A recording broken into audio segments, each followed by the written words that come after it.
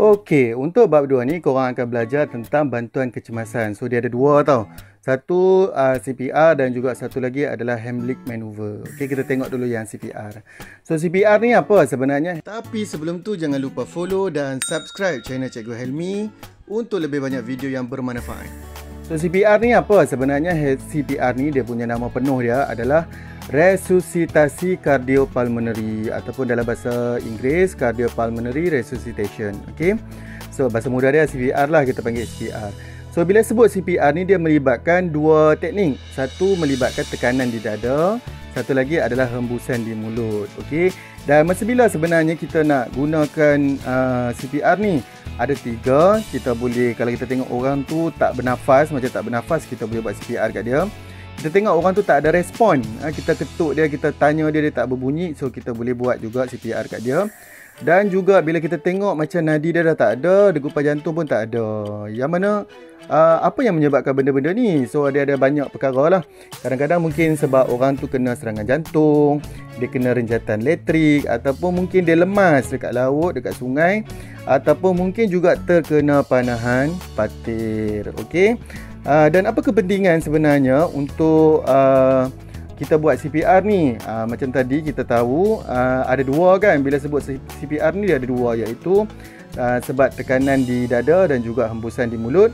So tekanan di dada tu sebenarnya kita nak create peredaran darah buatan lah. Kita nak macam ala-ala gantikan jantung sekejap lah, sebab jantung dia mungkin dah tak berfungsi.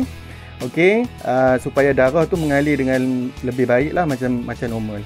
Dan yang kedua adalah sebab kita tahu bahawa CPR juga melibatkan hembusan ke mulut. Jadi kita nak bagi kat dia udara yang ada oksigen. So sebab kita tahu kan oksigen ni penting untuk badan kita, especially bahagian otak lah. Kalau tidak dia boleh menyebabkan kematian. Seterusnya kita belajar tentang macam mana nak melakukan CPR yang betul lah sebagai pertolongan awal kan kepada mangsa. Okey. So kita mulakan dengan kita periksa respon mangsa dulu. Kita tepuk-tepuk dia, kita tanya dia okey ke tak. Lepas tu kalau dia tak respon juga, kita bolehlah menjerit minta tolong dan kita minta orang lain tolong hubungi 999. Yang kedua, kita buka salur pernafasan dia. Kita bagi dia baring dalam keadaan dia berbaring lah, tidur menghadap ke depan dada dan naik ke atas. Lepas tu kita tolak kepala dia sikit, dongakkan kepala dia. Lepas tu kita angkat dagu dia. Kemudian kita cuba dengar lah ada tak bunyi-bunyi yang menunjukkan kata dia bernafas. Dan dalam masa yang sama kita boleh tengok juga dada dia bergerak ke tak. Ada naik turun tak, menunjukkan dia tengah bernafas kan. Kalau tak ada, kita mulakanlah kita punya tekanan dada. So yang ini agak mencabar sikit. Kalau kita salah teknik, tulang rusuk dia boleh patah. Okey. Ataupun mungkin juga dia punya udara yang kita hembus tu tak sampai pun sebenarnya kat paru-paru dia. So yang pertama kita mulakan dengan kita silangkan tangan kita kat macam ni. Jari-jari tu kita selang-selikan dan kita letak pada position yang betul. Okey, kat sini. Dan kemudian kita boleh tekan lah, tapi kita pastikan juga tangan kita tu dalam keadaan yang lurus. Okey, dalam keadaan lurus, dan kita gunakan berat badan kita sebagai beban lah untuk kita nak henjut tu. Okey.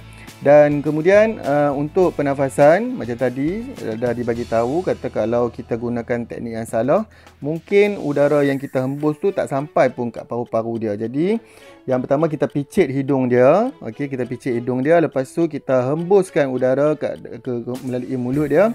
1 saat setiap hembusan. Okey, ulang-ulang sampai kita rasa memang udara tu memang sampai ke trakea dan sampai ke paru-paru dia lah.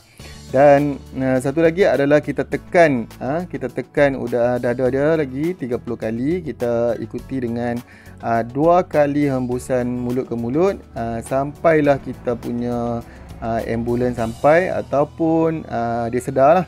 Okey. Dan dia bagi kat situ langkah keselamatan jika mangsa bernafas pun tapi masih belum sedar, ubah mangsa dalam keadaan yang menyiring. Okey.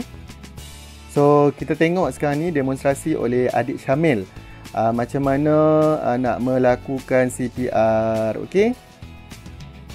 Assalamualaikum, nama saya Muhammad Syamil Hakim Muhammad Syukri dari SMK Jelun. Pada hari ini saya akan membuat bantuan pernafasan. Okey, yang pertama ialah danger. danger tu dia. Yang kedua ialah respon. Klik, klik, please call ambulance 999. Yang ketiga, aware. Yang keempat, breathing. Yang kelima, circulation.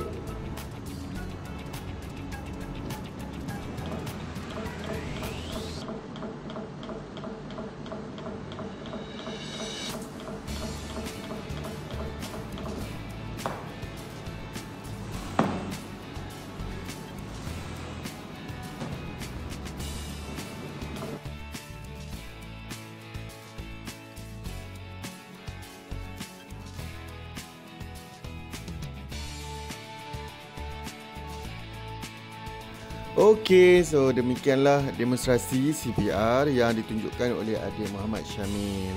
Semoga membantu semua untuk faham tentang cara yang betul untuk melakukan CPR. Sampai kita jumpa lagi.